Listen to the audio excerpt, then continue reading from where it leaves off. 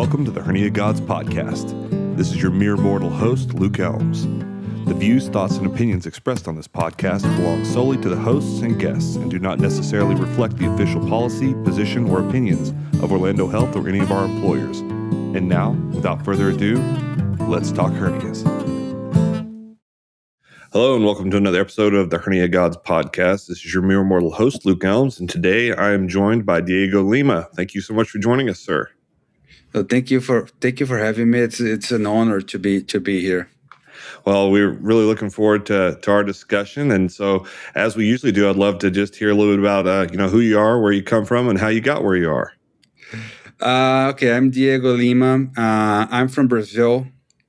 I did my med school in Brazil, and I was born in Rio, but I grew up in the Northeast, in a city called Recife. The first doctor in my family, actually. My dad worked for the government, and my mom had a catering service with her sisters. So I was the first doctor in my family. And since early in my med school, I was fascinated by research in obviously medicine and surgery. So I started really early on med school, to do research, and this opened me a lot of doors. I ended up in Japan in 2011 for my last year of med school, and I was there during the Fukushima earthquake and the nuclear power plant accident. Whoa! I was in the OR during the earthquake, and I know you're gonna remember 10 years ago, sales was very it was kind of a hot topic, the single incision laparoscopic surgery. Yes. And so we were doing a single incision lap cholecystectomy when the building just started shaking like crazy. Then I thought, okay, whoa, I'm gonna die here. So after that, I came to the US to doing observerships and stuff, and ended up doing my residency in Brazil. And my mentor, Dr. Flavio Malcher, who participated here on the podcast already, who loves pizza, by the way, he had a great opportunity to come to the US to do research with him initially, but obviously with the goal of applying for residency here. So I came in 2020, in the middle of the pandemic. I had finished my residency in Brazil. I had finished my master's. I came in August 2020 with my wife. Again, very challenging. New York, in the middle of the pandemic. We were in an Airbnb room, my wife and I, for 3 months. I joke with her. I tell her that if we didn't get a divorce, if it didn't kill me during that time, 3 months in a room, we're good. We're passed good. The test. Yeah. So then I was here for 2 years with Dr. Malcher Montefiore and Dr. Camacho, so Dr. Seramujo, and then I matched, and then now I'm here, almost finishing residency, applying for fellowships, and that's a little bit. Yeah. Well, I've often thought about, because of many of the very interesting people I've got the chance to talk to come from, other countries, or they've had to do medical school over or parts of their training pathway again. And it blows my mind. Frankly, I don't know that I have it in me that if I was at this point in my career and someone said, "Hey, we need you to go to another country and start over and do residency again," I don't know that I would be down for the task. I look back, and even the residents now, I look at them and I'm just like, man, I feel sorry for you guys having to deal with this, because I think it is it's something I look back on, and there's definitely aspects of residency that you go, that was the camaraderie, the friendships, and there's some excitement about some of the first times you're experiencing certain things, but I'm assuming that excitement kind of wears off a little bit when it's your second time through. Would that be accurate? I mean, if it's doing a lap chole, okay, it wears off. But I didn't have robotic surgery in my training in Brazil. Even most of our EPIs were open. I've done my first laparoscopic appendectomy was after I finished back in Brazil working in a private hospital. But robotic surgery for sure, 100%. And obviously all things hernia related Right. because like I did like Liechtenstein's, right? Like we had most of our inguinals were Liechtenstein's back in Brazil. Mm-hmm. And like to be able to do robotic TAPP and everything, it's like it's pretty cool. Like that's how I got interested in hernia. Like I was doing research with Dr. Mausch. I was like looking at all these videos and this is so cool. This robot anatomy is amazing. And then that's because people, I keep saying this, like nobody's going to tell you like, hey, I want to do surgery because I want to operate on hernias, right? People will say like, oh, I want to do transplants. I want to operate on the heart, be a cardiovascular surgeon. But when you start doing hernias and it grows, it just grows on you. It's like, it's very interesting. The anatomy is great. And you see someone that, this person was like miserable. And from, the next day they're doing better. They can go almost back to their baseline. Depending on the surgery. And it's pretty cool. And like when you see these robotic hernias that in the past used to be open, patient would stay 3-5 days in the hospital, and now they go home like same day or next day. It just blew my mind. Like this is the way to go. Yeah, it's it's so interesting. Coming back from a few of the conferences, was just out at the summit recently. People talking about that, hernia surgery is quality of life surgery. And people, something else that, and I understood that intuitively, but then there's also the fact, I think that historically, I have not necessarily taken into account as much about the aesthetics aspect of it. Not that I didn't care about how my wounds looked or anything like that. I was always very hyper aware of that, but you just the possibility. And I was talking with Pete Santoro recently, and he was talking about the fact that hernia patients are kind of unique in the fact that you can see many times you can actually see their disease. You look at somebody and they have, if they have high blood pressure or they have diabetes, or even if they have certain types of cancers, like you can look at them and you don't know that. But if you have somebody with a very large abdominal wall hernia, people can see it bulging through their shirt, and when they go to the pool, people notice and things like that, And so I think it's one of those things that it is really, it's a very rewarding field. But talking about the anatomy, I think that's one of the things that's made me really fall in love with hernias, was the robot allows such great visualization of the anatomy for me. And then it's also, I'm a little bit OCD in the fact that it's kind of cool to take something that is like not anatomically correct and try to make it like either anatomically correct or as close as we can get it. There's just some little bit of a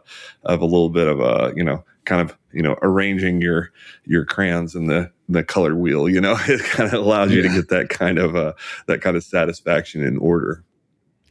No, absolutely. It's pretty cool when and then I recently we had a case that a big hernia with loss of domain. Like you see the patient the next day. We did it open in this case, but like when you see the patient the next day and the guy's like smiling, and it's just like it's you see that you make a difference in their lives. Yeah, and I had a patient recently, and it was very interesting. It was a patient that had a vasculitis, and and their first presenting symptom was their colon died, and so ended up having an ostomy, had the ostomy reversed, and then presented to me with a very, very large previous colostomy site hernia. But every operation up until that time, was on death's door. Even the colostomy reversal was very, very difficult, days and days and weeks. And it was actually weeks in the hospital recovering, and everything was going poorly. And so now I'm there in my clinic, and I'm sitting there looking at this patient going, like this is a very high risk procedure. I can do it, but it's high risk. And so, in that case, you talk, over and over and over again about those types of risks. And so the thing that I think was, so the case we did it took a really long time. Like it was just a very, very long, incredibly difficult case robotically. My partner and I worked on it together, just because it was one of those that the mental fatigue of doing a humongous case like that. Sometimes you need that other set of hands and eyes just to help you get through. And so we did it together and we knocked it out, and it was a long case, but we stayed robotic. If it had been somebody that wasn't requiring the medications that she was requiring and things like that, we probably would have converted. But this one we just like slugged through and got done and recovered. And the whole time, of course, I'm like losing nights and nights of sleep, just going, waiting for the other shoe to fall, here it comes, and everything went fine. It went fine. And so now we're quite a ways out, and a little over a year, in fact. And so, but I got the chance to see him again recently, and them and their spouse, they came in and they were just talking about how like their whole life has changed. And we're talking about the fact that when she had the hernia, she did not feel, pretty, to say it bluntly. Like, just, it was something that bothered her so much, it just like destroyed her confidence, and that how it had affected their relationship. And that was really one of those moments that it made me pause for a second and go like, wow, that's pretty cool what we're able to do. And, you talk about these people waking up and feeling good. Like, those are pretty incredible moments if you stop to recognize them. Many times they get lost in the day, but if you stop, it's really impressive. So are you trying to go through, you're getting ready to try to match in fellowship. Are you going, what's your route? Are you going abdominal wall reconstruction? Are you going minimally invasive? What are you applying for? I applied for just abdominal wall reconstruction. I had few projects like that on bariatrics with Diego Camacho here at Montefiore. I joke, I tell him like, hey, don't be offended, but that's not what I wanted to do. He understands. He's such a great guy, and but like I apply only for abdominal wall reconstruction programs. Like that's what I want to do. I feel like I tailored my career in this direction. And it's something that I really enjoy. If I'm in the OR, like doing these cases, like I really enjoy doing these cases and all. And so let's see where I'm going to end up. I don't think you have to worry about any research requirements. I think you've met those with your prolific research experience.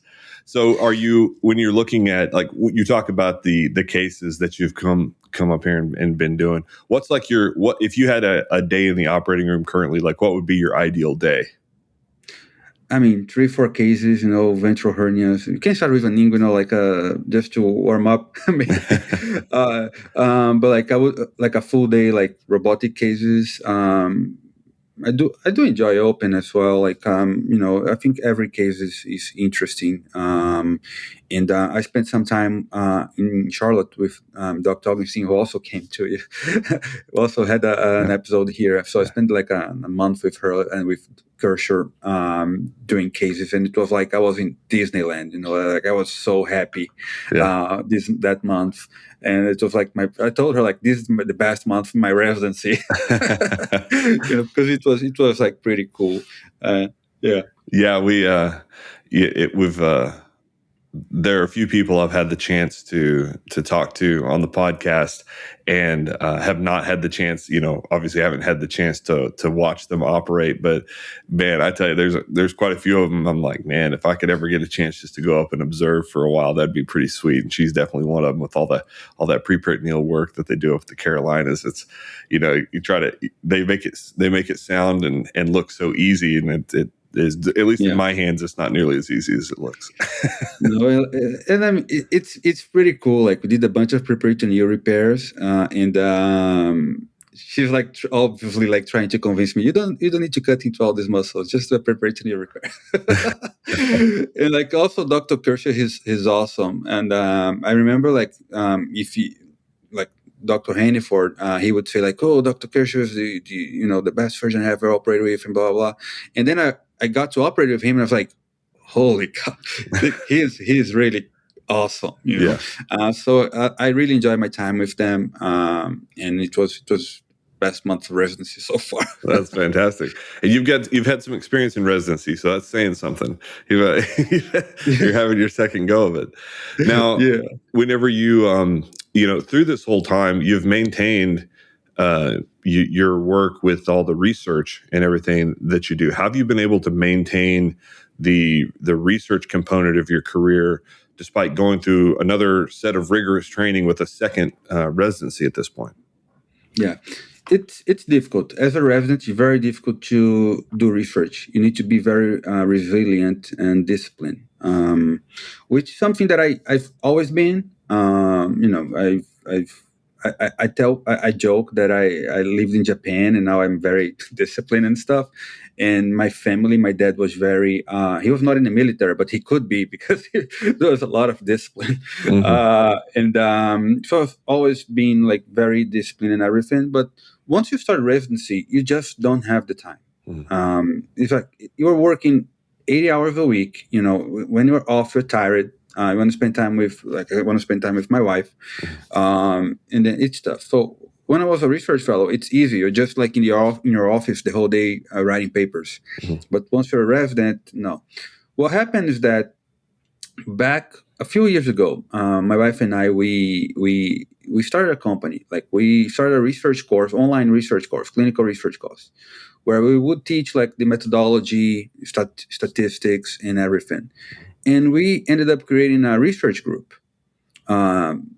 People who would go to the course, take the course, and then be interested in coming to the US, being research fellows, applying for residency, wanted to publish papers. We started this group basically with like 4 or 5 people back like in 2 or 3 years ago. And then now I think we have around 35 to 40 working with us on several projects. But so I start to delegate. So I keep telling them like I'm in the business of developing people. I want you guys to grow personally and professionally. I want you guys to meet your deadlines. I want you guys to communicate. I want you guys to be better. So what I do is basically like for each project I have a leader, and this leader is responsible for getting the job done. They have like 4 or 5 people in the project. We discuss, we talk, I answer questions, anything that they need, I send papers, anything that they need, and they start the project. And I basically, I just tailor, and then they send me what they have, like a draft. I review it, and I send it back. It's funny because they're always afraid of my feedback. They're always afraid. Oh my God, he's gonna think it's terrible. I say, okay, so you don't have expectations. You're good. Yeah. So I started to delegate. And they started publishing with me, publishing with Dr. Malcher, publishing with Dr. Camacho, Dr. Saramujo. I have a few papers with other people that we invited as well, like Dr. Handford, Dr. Paula, and other people, Dosimo. And then we started just, it becomes like a snowball. Because you have always these projects going, always thinking about new ideas. Always curious, always thinking about something, and that's how. And it's very nice to see them getting published as first authors in journals like Hernia. Right. And they matching, like we had the match this week, and like 6 or 7 people that worked with me match in general surgery. In our research group, and I feel like I'm very happy for them because I can see. They I don't think they notice, but people, we are looking from the outside and we see their personal growth. Right. We see like that 2 years ago, 1 year ago, they were working on this project and it was terrible, and now they are doing it beautifully. And I'm very happy to see their growth and that they are achieving their goals. And that I was able to help them. And sometimes, we try like, someone's applying for a green card, for like if I can write a letter, or like they're applying for a research fellow position with someone. We try to talk to people, we try to find positions for them because we know that they want to match in a surgery residency in the States. My wife, she also just matched on Monday. Great. So she's going to start general surgery residency as well. Wow. and now we work together. I joke that she's my boss. Because look, there's something that I learned is like you have two options in your life. You can be right or you can be happy. I chose to be happy. And the second thing is that you need to buy a really nice couch for the moment where you forgot that you should to be happy. Yeah, because you're going to sleep there. Yeah, so never truer words have been spoken. No, it's funny. That's my wife and I are always joking. It's like there's the price of winning the argument. You're just at some point where you say, okay, let's just call this a truce. We're both being physicians as you guys are as well. It's like with such limited time together. You're like, are we really going to waste the short time we have now, like fighting about something stupid? And I will tell you, usually the answer is yes. we still end up, but that's what you have. That's why you don't get to where we are by not being pretty hyper competitive at some level, I would suspect. So that's true. But I think it's a very interesting thing. Talking about the people that you've been able to mentor and work up through the research route really brought two things to mind. One, as someone who doesn't do research, I think I have like one paper that was published back when I had to do a research article, and it was with Dr. Teixeira and Dr. Jawad about their bowel obstructions after bariatric surgery. So now people show up and ask me about my like experience with bariatric surgery, and I'm like, I have none. Like let's be clear. I might be cited, but that's not really me. But I think that there's a level of needing to learn that because it's not something that if you're a clinician, the majority of us are. I mean, it's not like a major part of most people's practice. And I think that obviously the hernia world, in the fact of like the innovations and the participants in this, I think a lot of us. A lot of the people that are doing a lot of the hernia work as a whole are not necessarily involved in like the academic side of it. It's just part of a practice that they are, taking care of patients and doing the daily work, which is fantastic.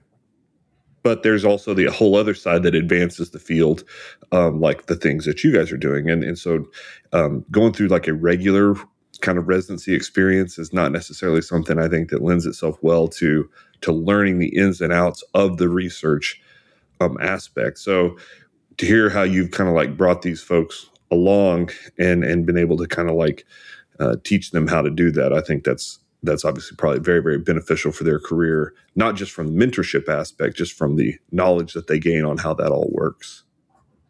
Yeah, and I mean, I tell them like, look, life's gonna hit harder than bad feedback from me. You need to get used to it. I tell them like, you guys need to communicate it.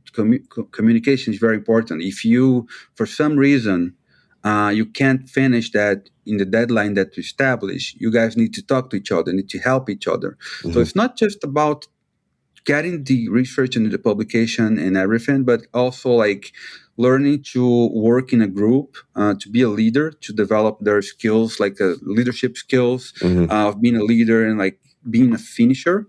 Yes. Because I feel like every project, even if they reject our paper and we give up, but you finished, you submitted to the journal. Right. Unfortunately, it gets rejected. It's not because we publish a bunch of paper that we don't get rejections. We also get the rejections. Mm-hmm. It's like the joke that people say, people who don't have complications is because they don't operate, right? Sure. So it's the same. It's the same thing. So I tell them like, you're learning research, but you're also learning other very important skills. Yeah, it's funny because I think that many times people assume as we go through our careers and we become, physicians and then we become residents. And I know for me personally, I went through my career and ended up in my chief year and I became the administrative chief resident. And at no point during that, and I mean, I played sports, I understood the team aspect, I understood the communication aspect, but learning to be a leader is something that's purposeful. There's very few people that is just like some innate ability. There are people that demonstrate leadership qualities all the time. And most people that end up where we are at least have some level of that.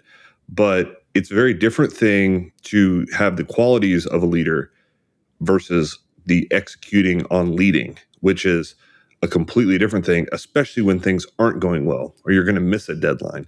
And so I think that, again, that what you're working with, that's going to pay dividends outside of their research career as well. Yeah, true. And some people, they need to take ownership. I think the word ownership of what they're doing. Like if something's not going well, like it's not about blaming. It's about like, that was my fault. I'm sorry. This happened, and we're gonna fix this. But I really I love reading. You can see in the background I have a bunch of stuff. But like I read this book from Jocko Willink, and he's a former Navy SEAL, and he has several books. His first book was called Extreme Ownership. Ah, yes. And that book is amazing. It's not because it's in the military. There's nothing to do with the military. It has to do with leadership. And taking ownership of your things. So I'm very. It's like a joke that I could be in the military because of my family. My dad he had some OCD with like cleaning. He still has it, and my wife tells me that their house in Brazil is cleaner than a hospital. But like I grew up in, we didn't have a lot of money, and I had to, study because I wanted to be a doctor. And in Brazil, the public schools, the public universities, they were very competitive to get into. So you have to just study really hard, wake up really early in the morning, so since when I was a kid, I have to be very disciplined and take ownership of everything. So this was just like common for me, just like it's part of me. And then like when I went to Japan, and they're extremely disciplined, and they're extremely like they take loyalty to another level in Japan. And then I recently took my wife there, and this was 2024. October 2024, I took her for her first time. They invited me to go to the university. I did part of my med school there in KU University in Tokyo, in 2011, and I kept coming back, like to observe cases. If I came back in 2012, 2013, my mom was crazy. She was like, "You should never go back," because she was traumatized by my experience with the earthquake. For sure. And then, but I grew up. I love the culture, and I grew up watching animes and everything, and I still watch actually. And then after 2013, I never came back, and then 2024, I spoke with my friends there, and I came back. They invited me to give like a lecture, like what have you done after you left Japan? Something. Sure. So I took my wife there, and then one of my mentors, he was like, Diego, let's have dinner. It's 8. He scheduled the dinner 3 months before. 3 months. So it's gonna be this place. It's like 8 p.m. That's it. I said, okay. So I told my wife. He said 8. We are there 7:30. So we got there 7:30. He got there 7:45. Yeah. And then he's like, huh. And then we had dinner, blah, blah, blah. And then, Diego, tomorrow for your lecture, I'm going to meet you at the hospital in front of the train station. And then he was like, Diego, we're going to meet you. Let's meet at 7 a.m. in front of the train station. I said, okay. I look at my wife, 6:30. So we got there 6:30. He got there 6:45. Yeah. And then he was like, huh.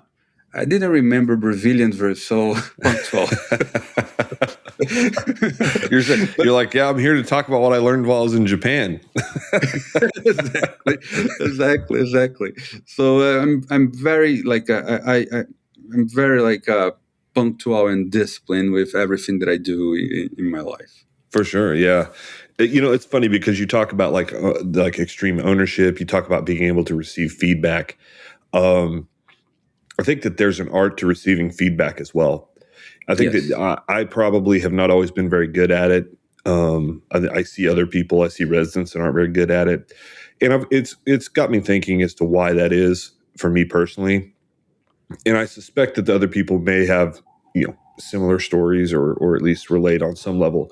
But I think that at times when you're trying to receive feedback And many times, like for instance, if you're doing something that requires like some pretty brutally honest feedback, and you've been a high achiever, and you're somebody who has, kind of succeeded your way through life, then when you receive that negative feedback, it may be some of the first time in your life you're ever really receiving feedback that you like didn't do well enough, or it wasn't good, and that can be super traumatic to just you as a person, because I was operating with a resident one time, and there was this, I can't remember what it was. I do actually remember. We were doing an umbilical hernia, and we were getting ready, and it was like borderline. It was like right at the 2 centimeter mark. So I was just doing an open umbilical with some preperitoneal mesh, and at some point the something happened, and sterility was broke, and so. And it was at that point, it was the resident's fault. Not trying to put blame, but that they were the one that broke the sterility. And so I said, "It's okay. We're gonna like change the mesh out. We're gonna redo this." And we finished. The patient did great, but like this person was being incredibly hard on themselves, and I was like during the case, like just almost distraught. And I was just like, "It's okay. Like it was a mistake. It's okay." And what they said was, "This is the only thing I'm good at. If I'm not good at this, what does that mean?" And, I think that, to me, that just gives like some context to the fact that receiving feedback is an art, giving feedback is also an art, and that there is a level of personal biases or personal experiences that kind of shade how you receive that. And it can be really difficult to learn how to do that well if there is a lot of other internal things going on that is kind of shading your view of that. Because I think that many times whenever I've been given feedback that's negative, it kind of hits me on a deeply personal level where I don't think the people that are giving that feedback mean it that way. But I guess all that to say, as you've kind of experienced the mentorship aspect through your work with the research and your company, and you've also been through residency training once before. You have the perspective of a career that has progressed beyond residency, and now you're back in it. When you come back through residency this time, what kind of observation have you made about the way that we as attendings and educators are doing, are performing our role in the residency education? Have you had a different perspective on it, specifically like the leadership, the mentorship, how we're teaching residents in this system? Yes. So the first thing is like, I think the word is like, you need to be humble. And you need to, there's a book that I really like, this author. It's called Ryan Holiday. He writes a lot about stoicism. Mm-hmm. And there's this book that's called Ego is the Enemy. Mm-hmm. And that's what we need to pay attention when we are, in residency and in life. And feedback has everything to do with that. Like the difference from training in Brazil and here, they are gigantic. The feedback here is you have more, you get more feedback here. Also, the training is longer. Mm-hmm. It's like in Brazil, day one, you have an umbilical hernia. Oh, this is the intern's case. You're doing it. Mm-hmm. Day one residency. Here, it's like takes a while for you to start actually doing these cases. Okay. Because like if in Brazil, 6 months into residency, you are doing lab colis. You are the one doing the case. Mm-hmm. And at least that was my training there. And here it's going to take a little longer for you to be, operating on these cases. Mm-hmm. And but here I get more feedback from the attendants. They not going to say that they're paying more attention, like they are, but like there is something that kind of a standard, like, oh, I'm training. It's a residency program, a resident, and I'm gonna give feedback to the resident on how he's performing. Mm-hmm. And so that's the difference that I see. going through residency again, people think, oh, you always get these questions, right? Like, oh, how is this guy going to be because he wasn't attending and now Sure. he's going through residency again? And I mean, you need to be humble. People have different experiences in life, in work, from you. And like, it's a team. It's a team. If not, it's residency, you're in that service, it's a team. Like you have the intern, you have the consult, you have the chief, you have the attending. Like you need to get the job done. You need to get, at the end of the day, everybody needs to help everybody. We're thinking about, everybody thinking about the same thing, the best for the patient. And that's every time that's my goal. Everybody thinking about what is the best for the patient, but you have an hierarchy.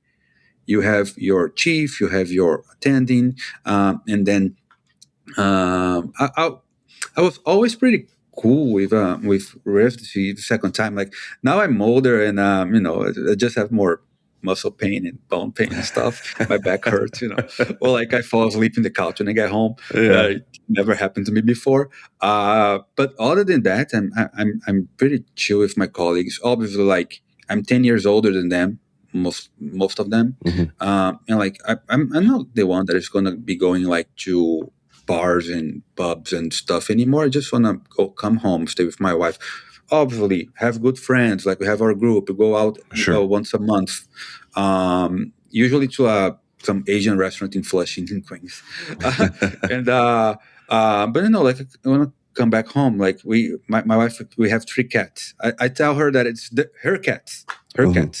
And then it really helps. I never had a pet growing up because of my dad. And now we have 3 cats, and it makes a big difference in life, like during residency, because it really helps with emotional support. Because we're talking about research and performance and excellence and all that, but you need to be very careful with burnout. Yes. It's very easy to go into this spiral and get burned out. So now, like I police myself, like I'm always like paying attention to the amount of work that I'm doing. And someone that is focused is not because of you have this many things to do. It's when you start saying no. Yes. It means, like you need to learn how to say no to people. Like, obviously, the same thing with feedback is an art. You need to be, there's a way, right? Of talking to people. Like, but you need to be very careful with burnout. It's very easy to be burned out. I've been a few years ago, and after that, like I started to. That's when let's delegate more. Let's have this, more people working. Let's help people. Let's delegate more. This cannot be on my shoulders. All of this, it's residency stuff, and having like a company and a research group and all that stuff. It makes things like even more difficult.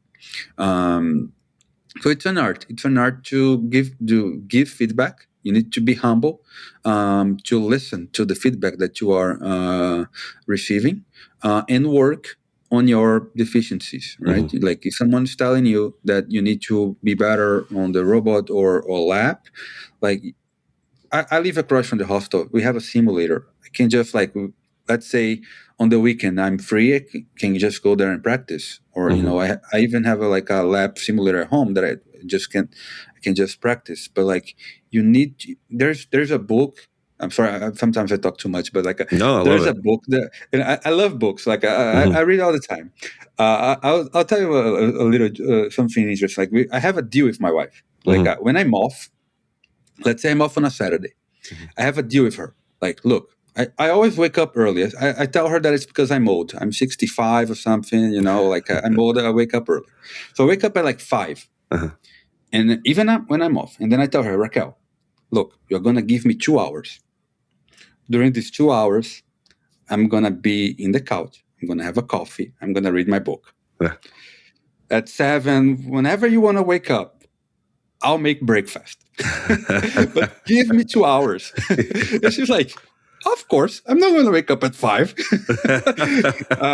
But there's a book. It's Malcolm Gladwell, Outliers. It's a very famous book. Yeah. And he talks about the 10,000 hours Yes. to be like, right, to achieve excellence. And I read it, it's like, okay, that's very interesting. But like, I don't agree with him. I think like you can do something wrong even if you do for 10,000 hours. Sure. You can keep doing things wrong. Right. So there's another book called Peak that talks about the deliberate practice. Yeah.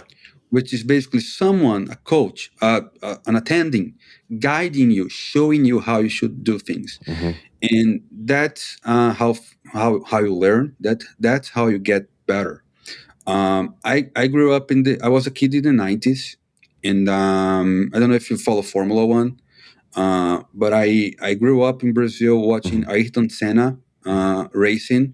He was three-time world champion, and he died when I was 10 years old, and I watched him dying live Oh, wow. in a race in Imola. But Ayrton Senna, he was what we could say, like he was pursuing excellence. Right. You know, he for me, obviously I'm biased, I'm Brazilian, but like he's the best Formula One driver from all time. He's the GOAT. He's awesome. And not just because of his titles, but because of his mentality, you know? So I grew up with that, and now that's what I'm trying to do.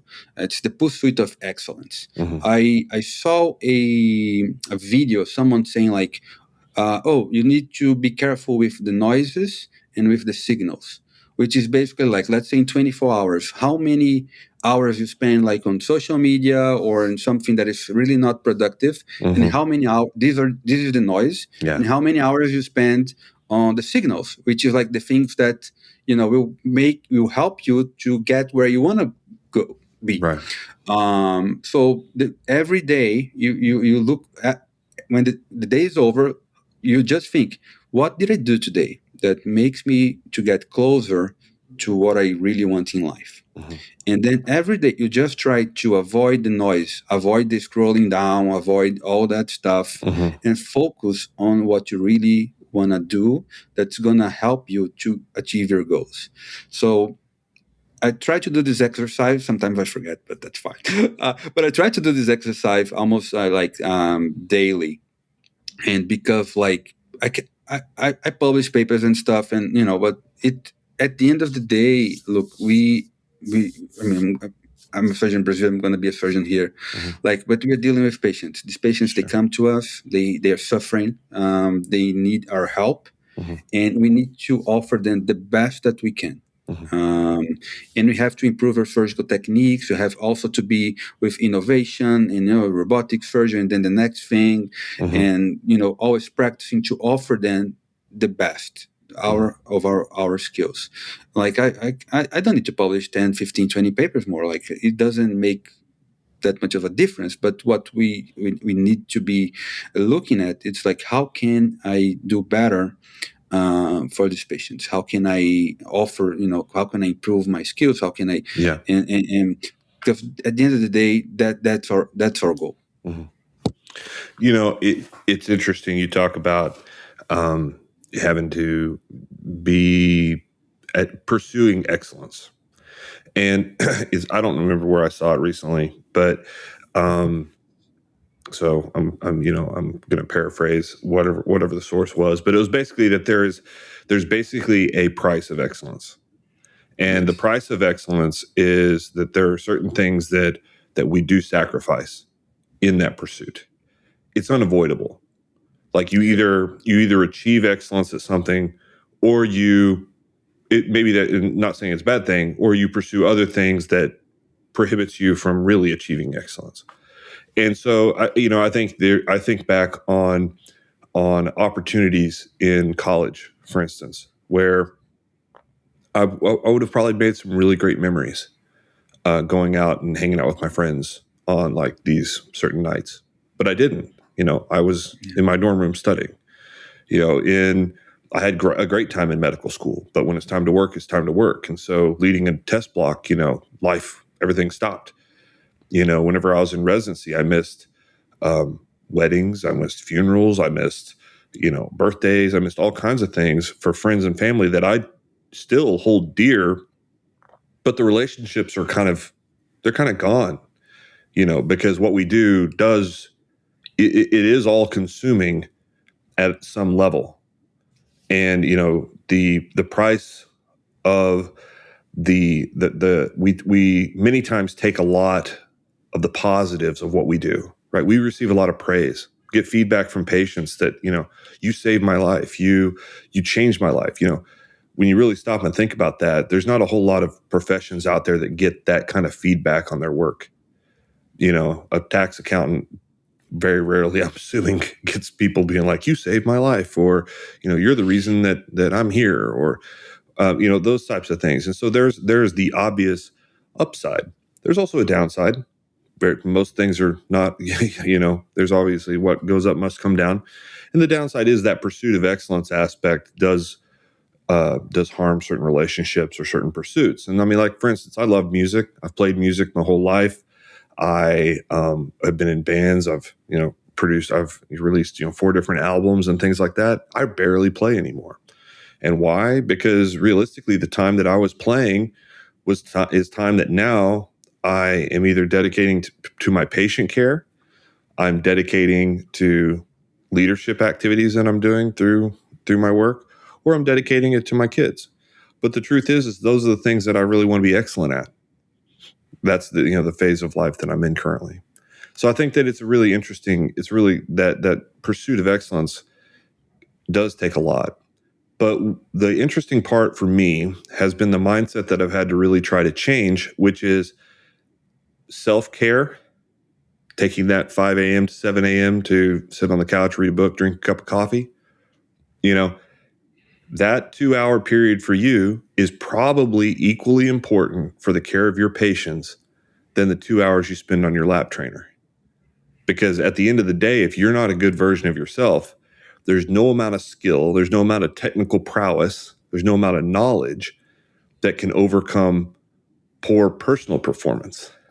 And True. That's been really the mind shift I've had to make, which is, hey, I could stay up and get this note done, or this or review, this non-emergent imaging study or something, or I could make sure that I get enough sleep that my surgery's tomorrow, that I'm fully focused and fully there. And so I think that's been a big change for me in that pursuit of excellence, is realizing that self-care is part of that pursuit, and it's not something that gets in the way of that pursuit. That's absolutely true. And I used to sleep 6 hours every night until I saw this somewhere on the internet. Someone saying like, if you sleep 7 hours instead of 6, you added 1 night's sleep in a week. Right. 1 night's sleep in a week. I was like, damn. Yeah. And then I started sleeping 7. Right. It makes a difference. Now it makes a huge difference. Now I can feel you're rested. You're in a good mood. You're rested. You function better. And I completely agree with the sacrifices. Like it's me and my wife in the States. Like no other family. Mm-hmm. So I'm not part of. I'm not seeing my cousins growing up, because I grew up with my cousins in Brazil. We were very close. They're like brothers and sisters to me. And I'm not seeing their kids growing up. Yeah. Like I count the days in the year that I see my parents when they come visit. True. I go to Brazil probably like once a year, or even less than that. So there's a lot of sacrifice, and that people, they don't. I'm not sure if they don't see or they don't want to believe in. People, they want the outcome, but a lot of people, they don't want to go through the sacrifices that people went through to get to that position. Right. It's like they want the bonuses, but they don't want to go through all the fight and everything. And they think that it was overnight, and it was not. It's been years. It's been years. It's very interesting, especially like when I deal with these students that I have to show them that it doesn't happen overnight. It's a lot of work. If you are willing to go through the pain, then you may find you may achieve your goals at the end, and then you're going to see that all you've been through was worth it. But you need to. There's a really nice book from Ryan Holiday. It's called "The Obstacle is the Way," and obviously, like Meditations from Marcus Aurelius is also a really good book, and helped me through residency. "The Obstacle is the Way" helped me through residency, especially in difficult months, because we have difficult rotations, and people think that matching is the end. And matching into residency is just the beginning. Just the beginning. Yeah. It's just the beginning. And you still have 5 years, my friend, to go when you start, And remember, you're going to work weekends. You're going to work 24-hour shifts. You're gonna be tired. You're going to be frustrated. And all of this is gonna happen. It's not just like looking people on social media, say, oh, they have, I tell them, like, it's not, oh, this person is in this program, blah blah. Don't think like he's not been through like challenges and everything. Everybody has been through that. Sure. Yeah, it's there. And I think knowing looking back and knowing what it took to get to where I am today. I think that's the reason that I find it so incredible with people like yourself that are willing to do it again. Because you talk about people being willing to make the sacrifice. I don't know that I have it in me to make the sacrifice again right now. And, I think that it was surgery was something that I was drawn to, but I was actually kind of scared of. Like in medical school, I did not particularly enjoy my surgery rotations. They were like very intimidating to me. But the reason I wanted to do surgery was mostly driven by my ego. I'll be honest. Like, it was the ego of when I was on my, emergency department rotation. Whenever the really cool stuff came in, the trauma team came down and took care of it, right? Whenever I was on another surgical or procedural specialty and things got really hairy, they called the general surgeon. And my ego, I wanted to be that guy, right? I wanted to be the superhero that comes rolling in and saves the day. And so that the ego drove me to choose surgery, even though there were certain aspects about it that I just particularly didn't enjoy or like. So I've had to come around to what it is about surgery that I enjoy and what it is about surgery that I like. It's not something that I went in and every single day I woke up and I was just like, this is the best thing ever. Like I woke up day after day going, did I make the right choice? Holy smoly. Like, I'm not sure this is exactly what I thought it was going to be. And am I too deep to change? And so that was kind of the way that I pursued it. Now I would have never, ever, ever in my wildest dream predicted that hernia surgery would be something that I would be so drawn to and be so fond of. I think that that's something that's just kind of shocking. And it's one of those deals that you kind of just learn that you got to keep your eyes open, or you may miss something that you may enjoy just because you just don't think that's something that you'd be into. But yeah, no, I think it's very interesting. I will tell you, I love the number of books that you've read. I have a lot of books that I want to read that I haven't. And I have about 50 books that are part read. Like you talk about executing and finishing the job. Well, I would not be one of your favorite students if it came to if it required me to read a book, because I am 2/3 of the way through about 40 books right now. No, but I also have a bunch of books like that I haven't read yet. And my wife was like, you need to stop buying these books, man. and then I just, I can just start buying like on Kindle, so she won't see it. Oh, it's dangerous. Kindle's dangerous. It's way too easy. It's different. Yeah. It's different when they're like piled up on your bedstand, like 2 feet high, and you're going like, I should probably not buy the next one. But Kindle, they just sit there. It's funny. My wife is, she's getting ready to take over as a director of she's starting a menopause and perimenopause program, sexual wellness program. And so she is, reading and aggressively on the topic, just, in preparation for her new roll. And so I come home and like every day there's like 2 new books on the table. And eventually I was like, when are you going to have the time to read all these? She's just like, she's the type of person that's like, but isn't it awesome? Look how much stuff there is to like learn about this. And I was like, you and I are very, very different people. Yeah. I tell my wife that like I want to retire in Japan. Yeah.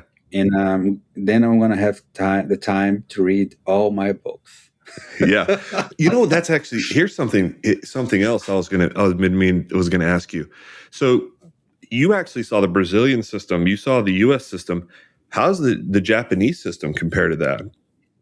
So Japanese system, 95% of the population, they have access to the free health system. Mm-hmm.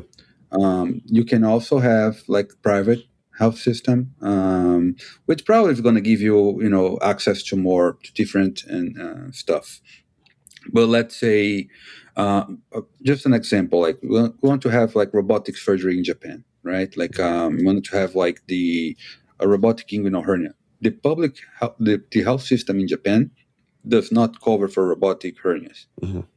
So they're so good lab that they say why, but like so they've been trying to change this because the things like Japanese people they're not big, they're thin, they're healthy, so they don't have big hernias. Mm-hmm. So that's the thing. They're not used to all the things that we are used to, like these big defects and reconstructions and everything. So like there is a Japanese robotic system, the Hinotori, that I played with a few times there, and they can't use for hernias because the public health system doesn't cover. Mm-hmm. So if someone wants, they have to pay from their pocket or have like a private system, health insurance to cover for them. Brazil, it's public and private, and public is not really good. Sometimes you're gonna still have like open colis in public hospitals because they don't have laparoscopic instruments available. I remember when I was a resident back, this was 2017. We would go to a distant hospital for a month to do open colis because they didn't have the instrument. Oh, wow. So we'd go there because of that, and to do we did, like I said before, like open epies. Mm-hmm. And then you and here the difference that I see is like it's the access to technology. Mm-hmm. Like people, they have access to all these new technologies and robots and everything, which is pretty cool. And like you come to a university hospital and you have access to these wards, a famous surgeon that's gonna operate on you in the Bronx. Like we have like famous people like in thoracic surgery, bariatric surgery, and everything. General surgery. So the access that you have to these people is something that I was impressed when I came here. Yeah, you talk about that kind of access. One thing that I am proud of that at our facility is, we do have robotic access for our acute care surgeons for the most part. I mean, obviously, we don't have unlimited robots, so occasionally there's times when we don't have access. But for the most part, if your surgeon wants to do, for instance, a gallbladder or a hernia or something robotic, and they need to add that on for the acute care surgery team, they can do that.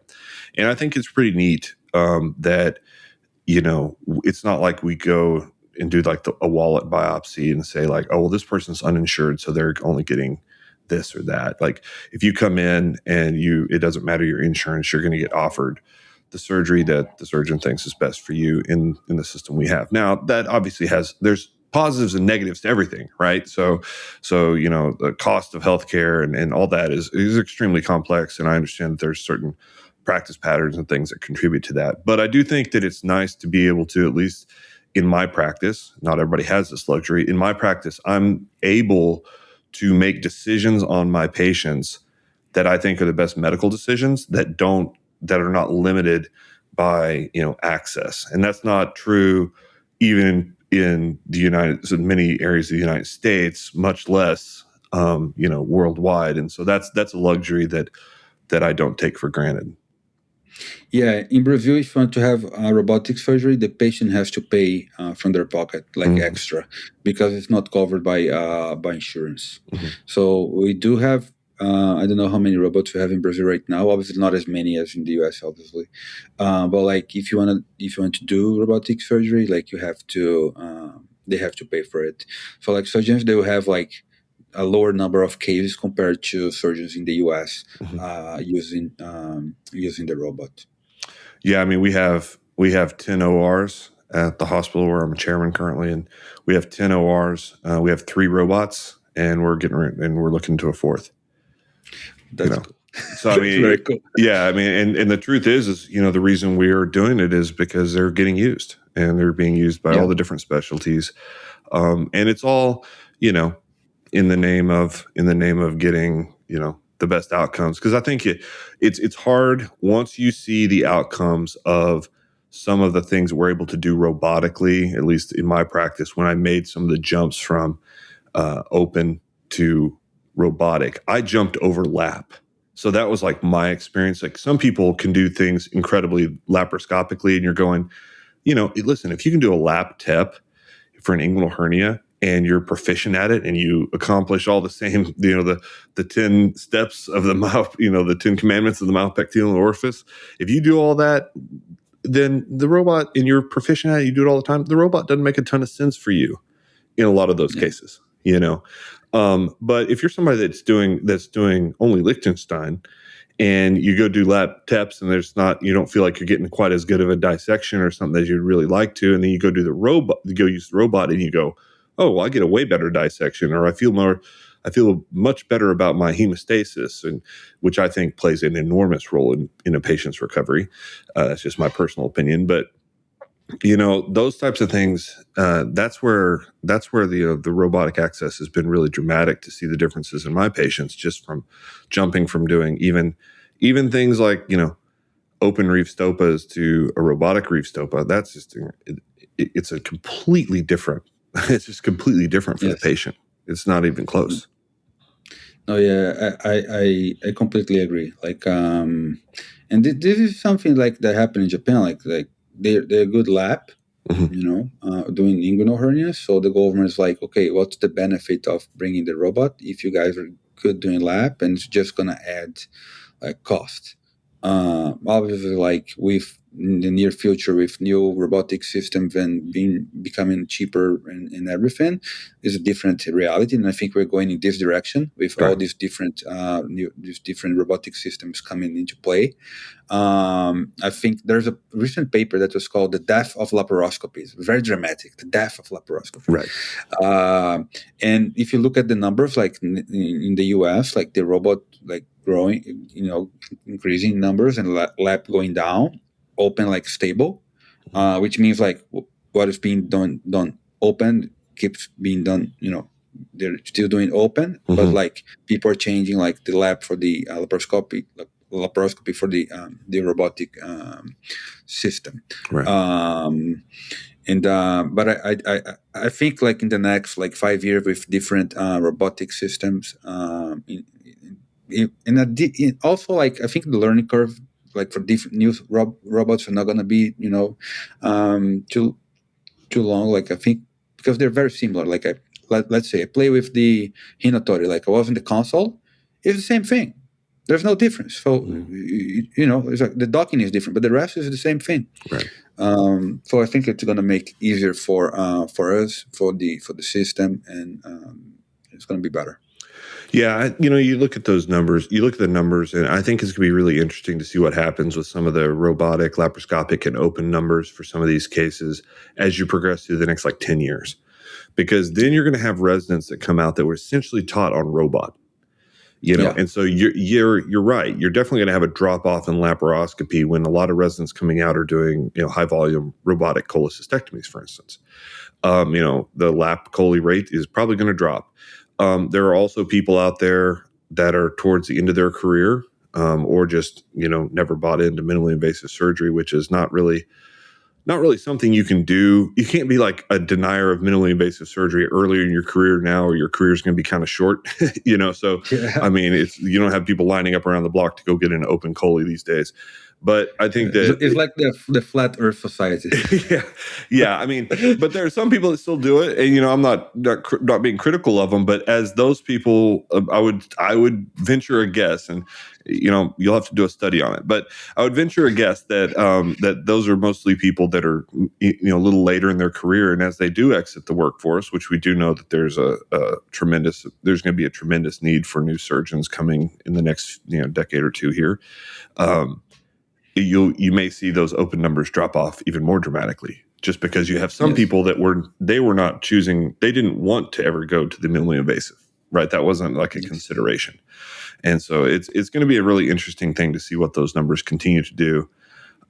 Obviously, market pressures are kind of interesting too. In the United States, a lot of people want the newest and best. And a lot of people are even to the point of wanting things that necessarily haven't been tried extensively or studied extensively. They still want like the newest technology, and so that there are definitely pressures as far as your own practice growth and things when it comes to those types of decisions. I don't think anybody can realistically deny that medicine in the United States is a service industry, whether it's right or wrong. There's definitely a massive component of it that is definitively service industry type, ideal driven. So it's going to be really interesting. Going back to your research, what's the if you had to choose one or two of your papers that you've been a part of or published that you feel like were the two that you were the most hang your hat on, which ones would those be? It's difficult. It's like choosing between your kids, That's why I only had two. That way I can just say like these are my two favorites. No, I'm proud of one we published in Surgery Journal. We use the ACHQC database, which also is like very interesting because we have like a large number of patients, and we compare like open lap and robotic inguinal hernia repairs, doing a propensity score matching. And we got to publish in Surgery Journal a couple of years ago. And this paper, I also got an award like in residency, like in the hospital. Like in January, you submit your papers, and then the hospital picks like a few, like and give you an award and stuff. So I would say this. I was proud of this paper. Yeah. Yeah. Do you think that using the registries, like the large patient cohorts, do you think there's an inherent bias with the types of surgeons that are submitting their data to those registries that may not represent the average, may not be necessarily representative of many of the average surgeons that are performing the same procedures? Absolutely. First, surgeons that are submitting their data, they are interested in like hernias in this case. Also, the surgeon is submitting his data, so this is another bias, right? Because he's the one submitting his own data to the platform, to the registry. So I think you can't assume that this is like, I have all these numbers and this is the practice in the United States. And no, it's because it reflects the practice of these people who are interested in hernias, who are submitting their data to the registry. That being said, also you have a large number of patients. So as long as you recognize the limitations of your study, and I feel like the Achilles heel for hernia research is also like it's difficult to get follow-up, like long follow-up for these patients. The patient, he comes back once to your clinic, he's doing well, he never comes back. He comes back if there's a problem. So it's difficult to have, like, unless they are part of a clinical trial, that they have to come back in a year, 2 years, 5 years. But then you have what we call the attrition bias, which is basically when you lose these patients like to follow up. Yes. There's a joke that I tell people, like, there's like you are in an M&M, and then the surgeons say, all my umbilical hernias, they do fine. I have no recurrences. And then the other surgeon is like, yeah, your recurrences come to me. Yeah. because you don't know. Like, let's say you have the follow up was like a 1 year follow up is like 70%, and the recurrence rate is like 5%. Okay, what happened to the 30% that didn't come back? Yeah. You don't know, so you don't really know the recurrence rate because you don't know what happened to these patients. Yeah. So you have this. But you need to recognize this bias. You need to take with a grain of salt the data that you are reading and interpreting. The same thing, like I do a bunch of like systematic reviews and meta-analysis, because since we have this large group, they can't have access to the hospital data. It's HIPAA protection. They can't have access. There are most of them in Brazil. So what we can do is like we do projects with AI. We do projects with systematic reviews and meta-analysis. And it's for systematic reviews and meta-analysis, they say, it's the top of the pyramid for the evidence, right? So, remember the triangle that they have in all the epidemiology books. They have this several different colors and at the very, very bottom is Dr. Elms's opinion. That's like that's the basement. That's the basement of the pyramid. But like it depends on the data that you're putting together. Right. If you put it's garbage in, garbage out. It's not because you have 10 different papers that you're going to make a beautiful systematic review of meta-analysis. Depends on the data that you are putting there. If you have one paper, it's like you want to make an apple pie. If one of the apples is not good, the pie is not going to be good. It's the same thing with these papers. And I see like the literature, with internet and everything, all journals going digital and everything, the number of papers published every year is like just growing and growing and growing. And like it's difficult to find. We try our best to answer our questions, right? You have a question, try to answer. Sometimes you don't like the answer, but like when you talk to people, there's a saying, a quote. There's like, in God we trust. All the others should bring data, and right. Yeah. And then like, so you need to be. So that's why I try talking to the students. Like you need to learn to interpret the data, to interpret these studies. So you're not fooled, because statistics can give you the answer that you want. Yes. Like they can play with statistics until you get the answer that you want. So like so we have a clear question. Like I usually I'm in a conference, like we have sages coming up. So I sit in my computer. If you're there, I'm going to be like in my computer, watching a hernia session and looking for, questions and stuff based on what I'm listening from the talks. And so we try to answer our questions. Sometimes the answer, we may or may not answer, get an answer for our questions. Yeah. And we may get an answer that we're not expecting. And I like those are the answers that I like. The one that's like the unexpected one, right. To give you one example, we're doing a study looking, this, the mesh overlap. It's 5 centimeter. People say, like, not everybody, obviously, but a lot of people, this comes from even from a paper from LeBlanc, did a meta-analysis like years and years ago. It's 5 centimeters in every direction. And then like, okay, let's study this. And we got the data, we look at the data, and we found that the bigger the overlap, does not necessarily decrease the odds of recurrence, but increase the odds of wound morbidity. So like when you look at this, that's interesting, right? Yeah. So we try our best to, we have a clear question. We have we try to get studies that we can pile together for systematic review. Sometimes you can't do a meta-analysis, and that's fine. You can do a really good review of that topic without doing, because people are like, it has to be a meta-analysis. It has to, no, because if the intervention is different in these studies, even they're the same topic, but the intervention is different, you can't put them all together because it's different interventions. So the heterogeneity of these studies is going to be really high, and then you're not going to have a good study at the end. So So we do these studies, but we try our best, and I try my best, like to talk to the students and tell them like the right thing to do. You know, they all come with this mentality that meta-analysis no, let's do a meta-analysis. And I was like, first, you know that meta-analysis is a statistical tool. It's not a type of study. It's a tool. Mhm. The study is a systematic review.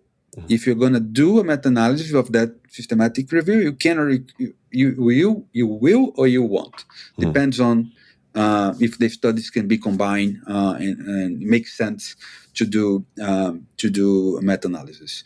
But the last few years, like going to conferences and presenting, I feel like there's an interest more about like what you've been doing, how you're treating your patients, your hospital, you know, your management, not whatever is out there, just what you've been doing. Like the preoperative optimization of patients, you know. So even like when seeing questions and everything, like in conferences, like people are very curious about how people are managing their patients. Yes. Not just about and their outcomes, not just about the the big data or the systematic reviews and meta-analysis. I do a bunch of them. I like them. It's a way of also like helping people like to get publications and all. If it makes sense to do a meta-analysis, we will do. But like I said before, like we can publish like and keep publishing, and but at the end of the day, it's like we have to be humble and see that we need to develop our surgical skills and clinical skills to deal with patients because we're surgeons, and research is something that is like in my blood. I'm never gonna stop doing it. I think like when I finish training, I'll go to like an academic center, you know, and that's my plan before retiring in Japan, which is like my final plan. But that's how I see research. Also, like every type of study has their limitations. Like Todd Hennifer he likes to say that clinical trials are randomized, control, it's too controlled. Like it doesn't translate real life. That you know. So like every study is gonna have limitations. You just need to acknowledge. You need to read, know how to interpret these studies, and take whatever you can from these studies.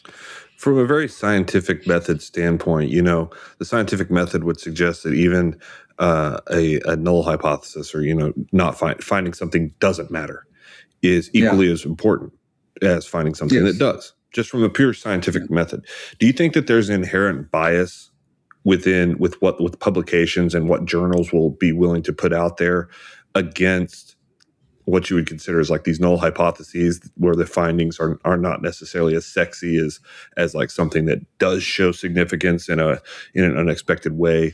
Do you feel like that there's kind of that we lose some of the pure scientific aspect of what we do with the inability of a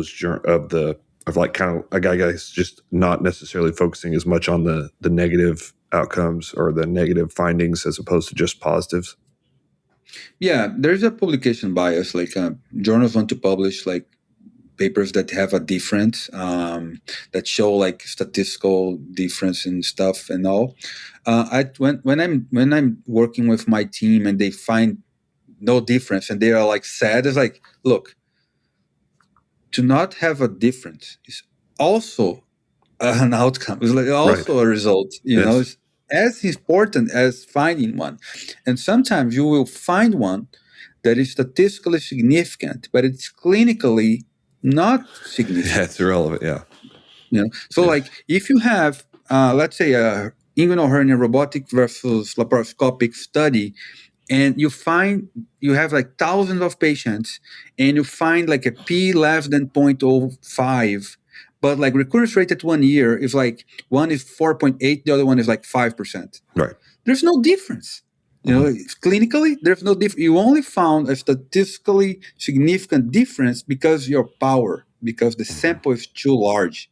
Right. But you need to be careful when you interpret this data. I think I have a couple papers on like that we are talking about the p-values, and like if statisticians they hate it, they hate the p-values because of that. And because the history of the p-value is kind of interesting. I read a book on the history of statistics. Mm-hmm. It's called A Lady Drinking Tea or something. I don't really remember the title in Portuguese. The book was in Portuguese, but they talk about it. There's a lot of gossip on the Mm-hmm. and rivalry in the early 20th century statisticians, and very interesting stories. This test, the student t-test. Mm-hmm. Yeah. So nobody ever asked themselves why someone's called student, right? Mm-hmm. So the guy used to work in a beer company in the UK, Mm-hmm. and the company was afraid that people would leak the formula for the beer. Mm-hmm. So the chemistries and stuff. So he started publishing his studies under the name student. That's why we have the t-test. But That's funny. Yeah. It's very interesting. But people, they don't ask why this person has this name, Right. And why is the p lower than 0.05? What's the story behind? You have to ask these questions. Don't just accept. Like ask these questions, and the answer may be very interesting. Actually, well, there's also a level of you talk about the study showing one thing, but it not necessarily being as clinically significant as the study would suggest. When we talk about like risk ratios or odds ratios, and you say, it's twice as likely to recur. And then you talk to a patient and you say, well, it's a 2% chance versus a 4% chance. And then the patient, that 2%, they don't care, right? And so and it's really interesting because with the way that we counsel patients, I think that we need to be very cautious with the way we talk about studies. One, because you can get kind of deep into this jargon and you got to make sure that you're not, getting so deep in the woods of what you know and you're an expert in that you may be like not explaining it well. But also the way we present things, it leads our patients to conclusions that we want there. Like I tell residents all the time, you can consent somebody in or out of any procedure you want, right? Yeah. If I go in there and I say, really low chance of you having any kind of complication, that these things can happen, and you talk about them individually, but most people do very, very well. Or if you go in there and be like, you could die, right? People can die under anesthesia. We could harm you irreparably. Like if you don't give context to the discussion, then you can kind of manipulate the situation into whatever you really want the outcome to be as far as their decision. I think that the same thing kind of goes with the way we present some of the data. And I think that one of the things that I have found is there were studies or there were kind of like surgical dogma that was presented to me even when I was a resident. And I knew, that's twice as likely to come back or 3 times as likely as this. And then I remember sometimes like I actually got back to the original like literature and I'm going, that's like that's like minuscule difference when it comes to the actual thing. And so we were talking about like, you drop the ratio, if you put in a piece of mesh in somebody with a 1.5 centimeter hernia, that 1.5 to 2 range, right? And it lowers the risk of recurrence. Well, yeah, but it also has other risks associated with that. And in most patients, if you really talk to them about the definitive actual numeric values, in my experience, when you actually present that, the patients actually many times will choose, a primary repair over a mesh-based repair, understanding that it may be slightly higher risk. But it's all in how you present it, and I think that goes back to some of the art of medicine and being able to kind of, physicians in many cases are really kind of advocates for science in the fact that we're bridging a gap between the basic sciences of what we all know, because at our most basic, we are scientists, and educating the public that are not experts in what we are experts in, but trying to, give them a level of expertise that they're able to make a good decision for themselves. And it's kind of, our job is kind of very interesting in the fact that we're kind of a bridge for that gap. And it's something that I don't know that we focus as specifically on as we should. Yeah, no, I completely agree. And there's another thing that we call the MCID, which is like the minimal clinical like difference to make a to make a difference in the patient's life. Yeah. And we see that with the pain scores. If a pain score is 1 to 10, like the difference, if there's a difference of 1 point, this is the MCID, like for the patient to clinically see a difference, like to feel better. So we need to, when you read these studies, like you need to be aware of that. I think I reviewed a paper recently that they included this, and I was like, kudos to the authors for including this information, because not everybody will do it, Right.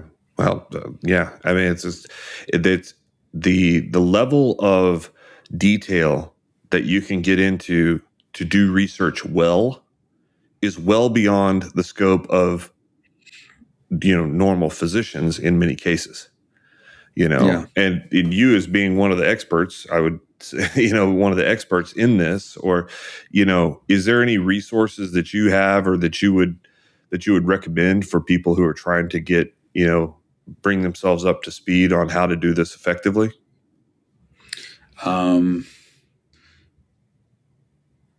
Yeah, like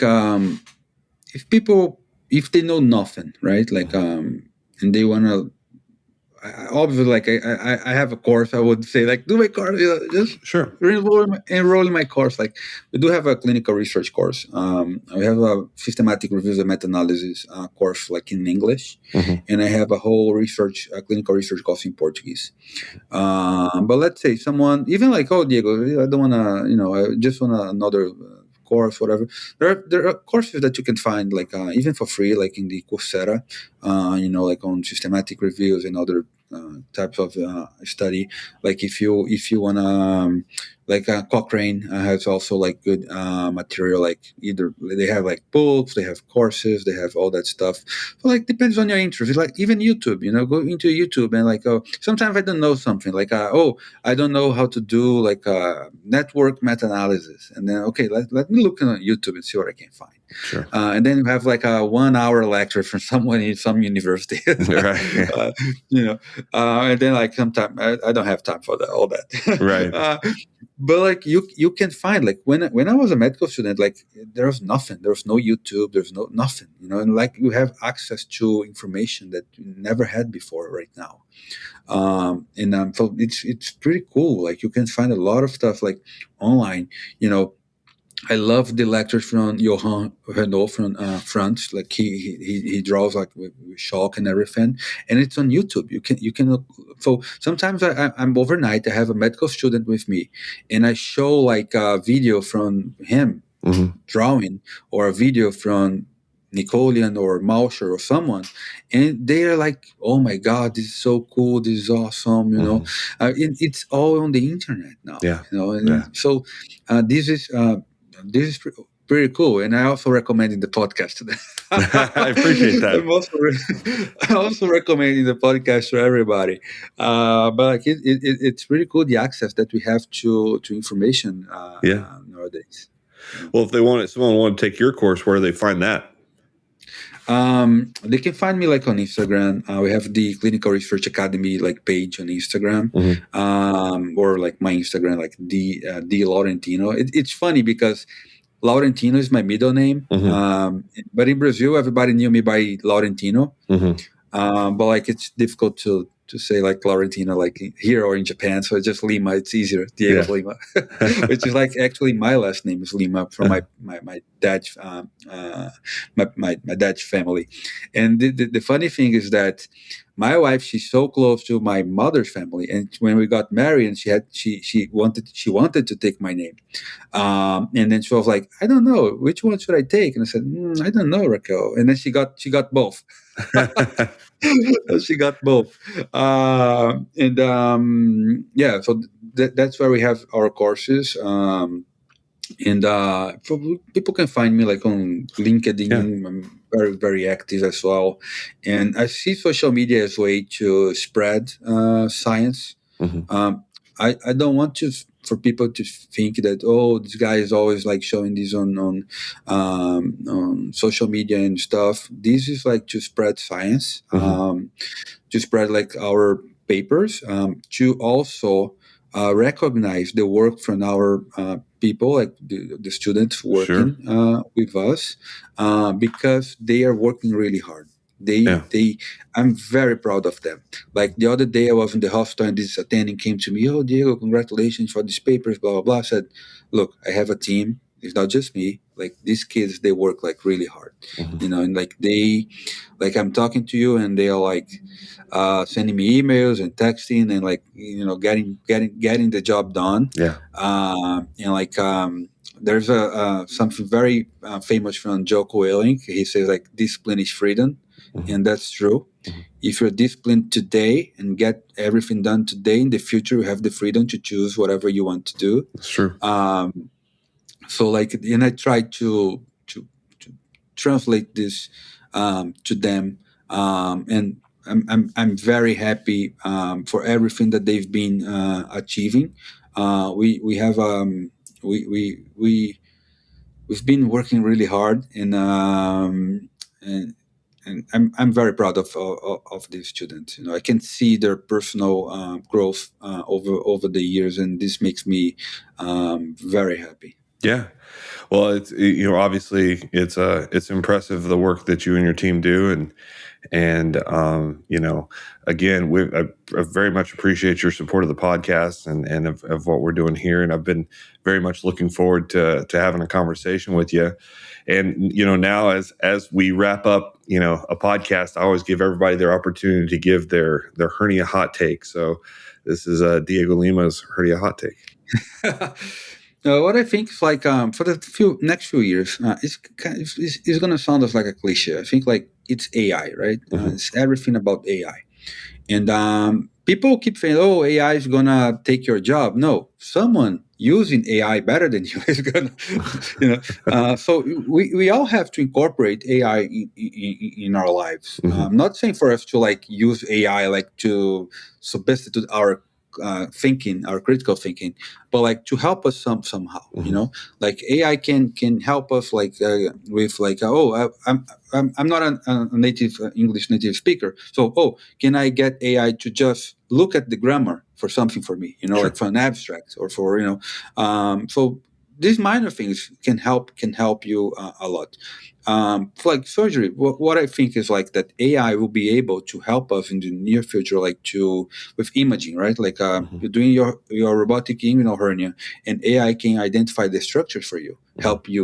Oh, this is the vas deferens, this is the nerve, this Yeah. is can help identifying these. There are already papers on this, Mhm. with AI trying to let's say Sages has the cholecystectomy project going on. I don't know if they finished, but like they were getting like videos from the whole world, like on lap colis, Mhm. and like you can do like the critical view of safety using AI, or like for hernias you can do the critical view of the myopectineal orifice and everything in the near future. Mhm. So I think like AI is the next. I would say it's my hot. It's kind of cliche, right? Like Yeah. AI. Everybody's talking about AI. Like there's a meme that I love. Like, where do you see yourself in 5 years? And then there's this picture of like the guy from Terminator, like Connor, like like with a gun, like shooting like robots. uh, Yeah. but I think it's AI is gonna be something that the next like few years we're gonna be using way more than we are already doing. Yeah, I mean, it may be cliche, but it's probably also true. And so, Yeah. I mean, everything is moving in that direction, and obviously, we've already in our practice we've already incorporated AI into our visits with our patients and helping us with documentation and things, and that has actually been a very refreshing use of AI, that it's allowed us to really get back to having just a human discussion with somebody instead of frantically like taking notes. And so that has been something that's been very helpful. And it's also allowed us a lot less time documenting that allows you to get that recharge and really kind of prevents the burnout that we were talking about before. But yeah, no, I think that's a very timely and probably very true hot take. So I sure appreciate you giving that. But again, so happy to have you on. Really, appreciate you taking the time. I know that with everything that you're doing, and then also wrapping up another residency here, time is of the essence, and so we really appreciate you taking the time to come talk to us.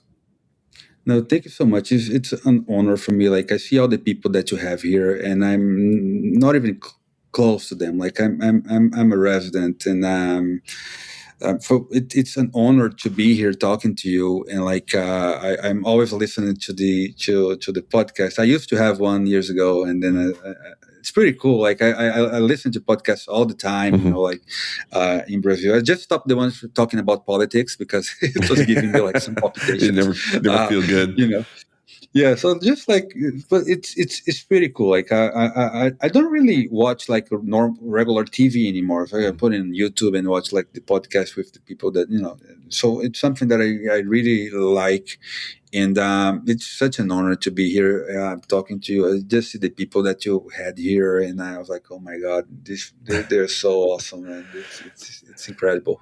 Yeah, it's funny. I've had obviously it's been an extreme honor for me as well to get the opportunity to talk to people that I admire so much, professionally and personally. But the beautiful thing that I think the one of the biggest purposes of the podcast and what I have come to realize even more having spoken to them is that we're all just mere mortals, and that it's a very it's just a very humbling profession we're in. It's an honor to do it.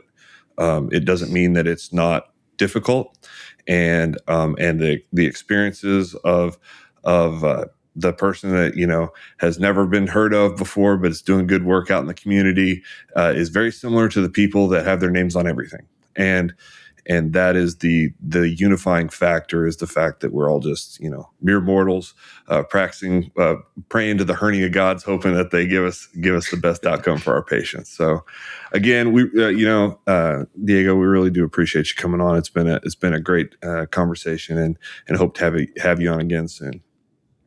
No, thank you so much. Honored to be here, and just let me know. All right.